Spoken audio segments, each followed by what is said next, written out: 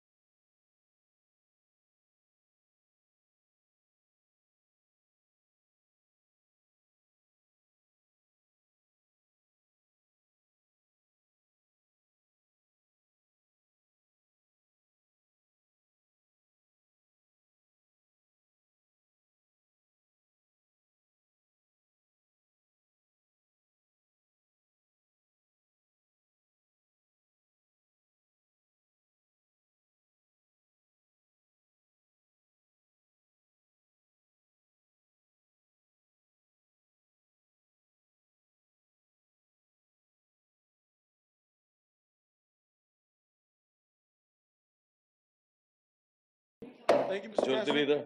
Mr. President, we're in receipt of a message from the House of Representatives. May I ask the Secretary to read the message for the record? The Secretary will read the message for the record.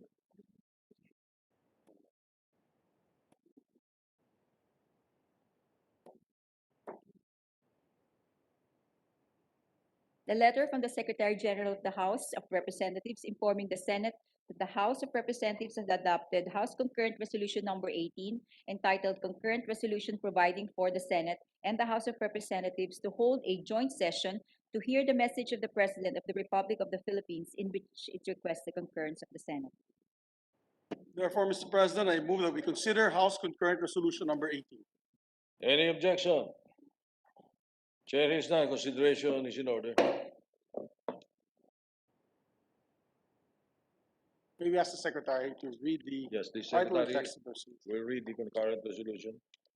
Concurrent resolution providing for the Senate and the House of Representatives to hold a joint session to hear the message of the President of the Republic of the Philippines, resolved by the House of Representatives, the Senate concurring, that both houses of Congress of the Republic of the Philippines hold a joint session on Monday, July 26, year 2021 at 4 o'clock in the afternoon at the Session Hall of the House of Representatives to hear the message of the President of the Republic of the Philippines.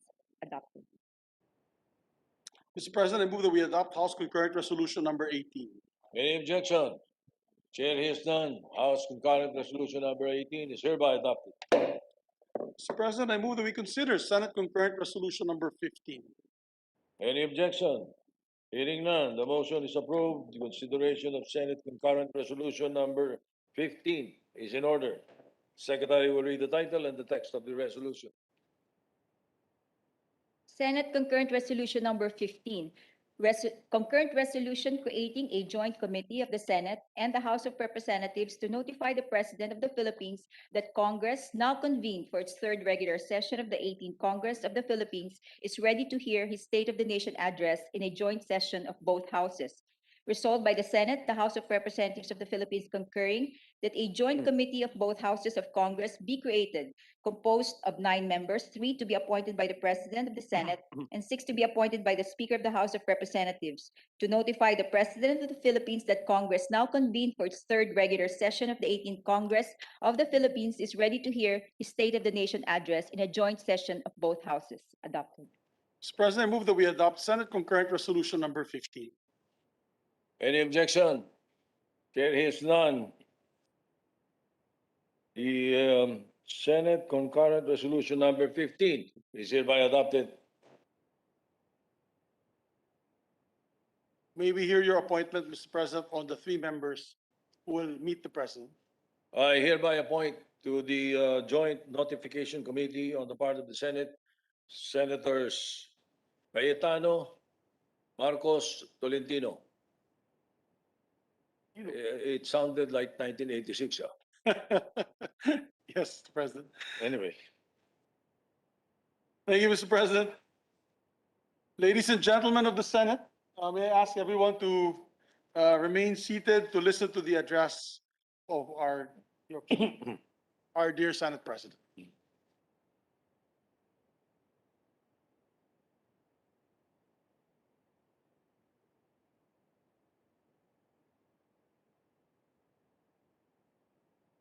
Majority Leader, yes. President, before we proceed with your message, there's some information from Senator Cayetano that she won't be physically present in Congress.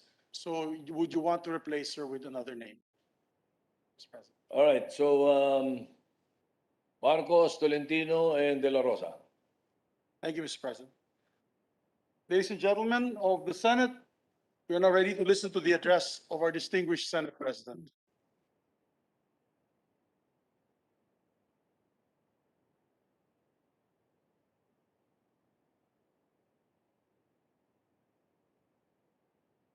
Thank you very much, my dear Majority Leader. My esteemed colleagues, my fellow senators, both physically and virtually present, our distinguished guests who are virtually present, partners in civil service, my friends, fellow Filipinos. Today, your Senate convenes for the third regular session of the 18th Congress. The pandemic is still with us, as it is with the whole world. Yet I strongly believe that we will overcome. Yes, the appearance of the Delta variant is a looming cause of concern, but I share the belief of many scientific minds that with the vaccine rollout, it will just be a matter of time and resources before the coronavirus enters its endemic stage. Scientists foresee that as more people get immunized, there will be less transmissions. A decreased transmission rate will result in the arresting of development of deadlier variants. And soon, they predict, our communities will develop herd immunity. And when that happens, the coronavirus will just be another kind of seasonal flu that will be part of many of life's minor medical inconveniences. Like a patient in convalescence, much of the world needs to sit this situation out, but not the Filipino. Naniniwala ako na hindi ugali ng ating mamamayan ang magwalang bahala sa mga panahong tulad nito. Lalo na sa mga may mga pananagutan sa kanilang mga magulang, mga anak. Ano pa kaya tayong may mga pananagutan sa taong bayan? Marami tayong pwedeng gawin. Marami tayong kailangang gawin habang naghihintay na bumuti ang kalagayan ng mundo. Simula pa noong pumutok ang pandemya at hanggang ngayon, naglatag na ang inyong Senado ng iba't ibang sangguning batas sa paghahanda ng buhay sa panahon at sa pagtatapos ng buhay pandemya. First, the Senate supports all efforts to keep our population COVID-resistant. Sa abot na makakaya, patuloy na maglalaan ang Senado ng pondo sa lahat ng programa ng gobyerno sa paglaban sa COVID. Galing sa buwis ang mga pondong ito. Kung kaya alinsunod sa ating oversight authority, patuloy na sisiyasatin ng Senado ang layunin, proseso at pamamaraan ng paggamit ng mga pondong ito. Alam natin na sa kasalukuyan, may kakulangan sa supply ng mga bakuna, kung kaya mahalaga ang pag-iingat ng bawat isa sa atin. Second, the Senate aims to assist families, industries, or sectors that generate income. Kailangan nating bigyan ng patuloy na ayuda ang ating mga kababayan dahil sa kawalan ng trabaho ng marami sa atin. Kailangan nating tulungan ang mga pangunahing industriya o sektor na magsisilbing siklab sa pagdaloy ng pera sa ekonomiya. Mahalaga na buksan natin ang mga serbisyo na magdadala ng pangkabuhayang kita ng ating mga mamamayan. Higit sa lahat, kailangan nating tignan kung ano-ano ang mga bagong serbisyo na umuusbong dahil sa pagbabago ng panahon. Post-COVID scenarios will affect industries from health to education, from manufacturing to retail, entertainment, and lifestyle, to name a few. Your Senate needs to anticipate the evolving economic landscape in order to ready our countrymen to adapt to the needs of a new world. In these changing times, we need to shed our old skin to grow new ones in order to survive, not only individually, but more importantly, as a nation. Third, the Senate will not abandon the OFWs. Huwag nating kalilimutan ang ating mga bagong bayani. Sa kasalukuyan, pinag-uusapan sa Senado ang pagbalangkas ng mga sistema na mas mabuting pangangalaga para sa mga overseas Filipino workers. Pati na rin ang pagbibigay sa kanila ng karagdagang benepisyo. Alam natin na maraming taong binuhay ang kanilang pawis at dugo ang ekonomiya ng Pilipinas. At ngayong medyo lugmok ang kanilang kalagayan, hindi tama na sila ay pabayaan. Masusing gagawin at susuriin ng Senado ang batas na magbibigay lunas sa kanilang mga pangunahing hinaing sa sistema ng paghahanap ng trabaho sa ibang bansa. At naghahanap din tayo ng paraan upang magbukas ng mas maraming trabaho sa bayan para hindi na nila kailangang iwanan ang kanilang mga pamilya para maghanap buhay. Fourth, the Senate commits to disaster preparedness and the protection of the environment. Damanan natin ang patuloy na pag-aalboroto ng kalikasan. Walang taong hindi nabibisita ng bagyo o baha. tayo, o nag-aalala sa pagsabog ng bulkan, o nababalisa sa biglang paglindol. Dahil hindi maiiwasan ang mga pangyayaring ito, kailangan nating paghandaan ang posibleng pagdating ng mga kalamidad.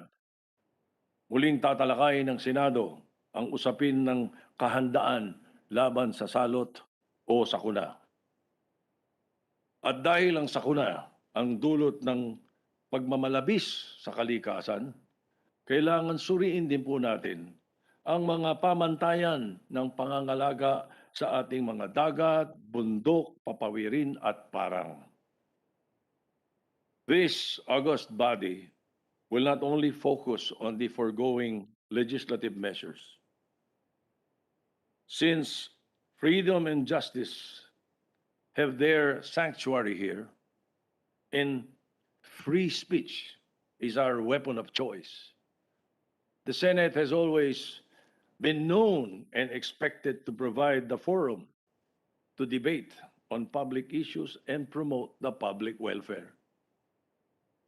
We will continuously seek to expose corruption in public service and direct this searchlight of one of our committees towards the dark corners of our bureaucracy where corruption and injustice thrive unnoticed. We will also unceasingly address the usual concerns of the common man for food, shelter, education, and medical health. I, as your Senate President, together with my esteemed colleagues, owe it to the Filipino people to build on the gains of the second regular session and to continue to forge a path for our country's recovery. Our nation has been through many challenges for centuries. Through most of these years of trials and disruptions, the Senate has always been there for the country and the people. Sa pagbubukas po ng third regular session ng 18th Congress, inaanyayahan ko po ang sambayan ng Pilipino na makipagtulungan sa inyong mga senador at sa ating bayan sa aming hangarin na makaambag sa ikabubuti nating lahat.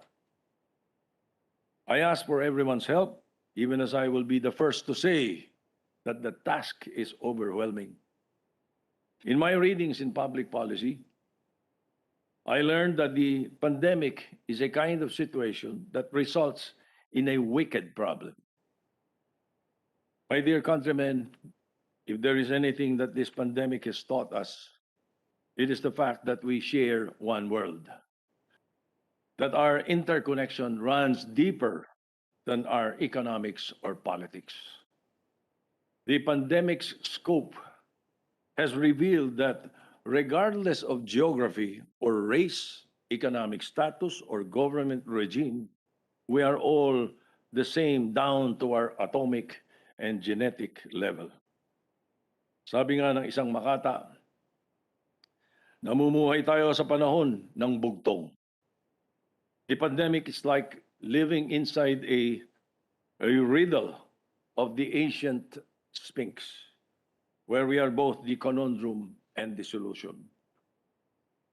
In our quest for the answer, we might even discover that there might not even be just one solution, but a number of them that we need to uncover over time.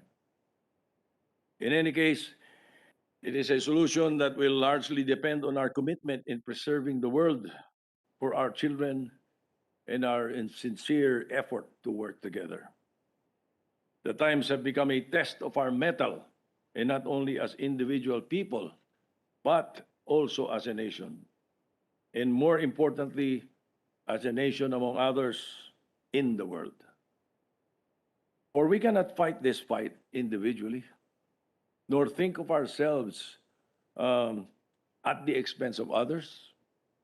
This is the time to find strength in numbers and to be kind and generous despite our own wants. Whatever the outcome of tomorrow is our shared destiny. In conclusion, let me reiterate my welcome to the senators for the third regular session of the 18th Congress. Let us continue to serve our people through legislations and guide the course of our public discourse towards national, rational, and effective solutions to the country's problems and the promotion of the general welfare. The values of life, liberty, justice, and equality will never go out of style.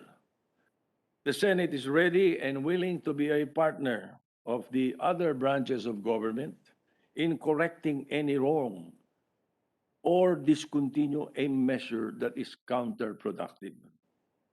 Let us seek a path for recovery and redemption, needful, of course, of divine guidance.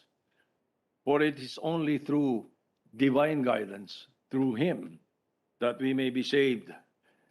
And in closing, allow me to, well, I am reminded of the song that goes, God is too wise to be mistaken. God is too kind. God is too good to be unkind.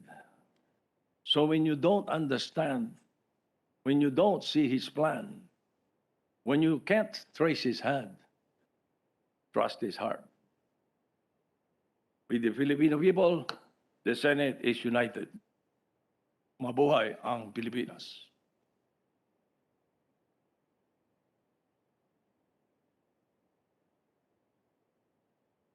Leader. Thank you very much, Mr. President. Mr. President, before we suspend session, we request our colleagues to remain in the session hall for the photo session. Mr. President, there being no further business, I move that we suspend session until 4 o'clock this afternoon, at which time we shall reconvene at the session hall of the House of Representatives to hear the State of the Nation address of President Rodrigo Roa Duterte in a joint session of both houses of Congress. And when we adjourn the joint session, the session of the Senate shall be considered adjourned until tomorrow, the 27th of July, 2021 at 3 o'clock in the afternoon.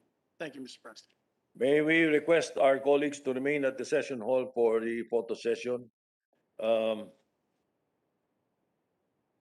Is there any objection to the motion of the Majority Leader? There being none, the session is suspended until 4 o'clock this afternoon for the joint session of Congress. The members of the Senate who will be physically present or will physically attend the joint session are advised to proceed to and be seated at the session hall of the House of Representatives on or before 3 p.m. After the joint session, the session of the Senate shall be considered adjourned until tomorrow, the 27th of July at 3 o'clock in the afternoon.